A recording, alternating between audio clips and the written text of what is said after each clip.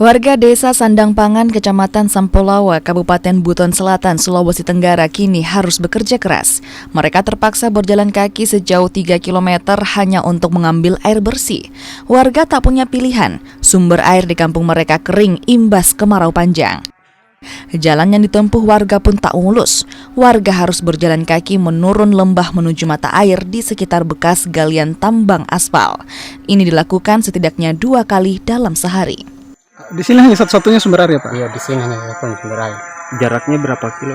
Jaraknya sekitar 2 km.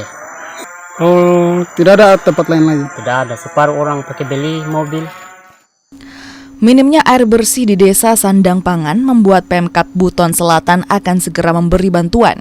Suplai air bersih pun direncanakan akan segera dikirimkan. Kami mensurvei, meninjau lokasi, ternyata memang debit air di desa ini, Roni ini, memang agak berkurang karena memang dampak El Nino dari informasi dari BMKG kami tindak lanjuti.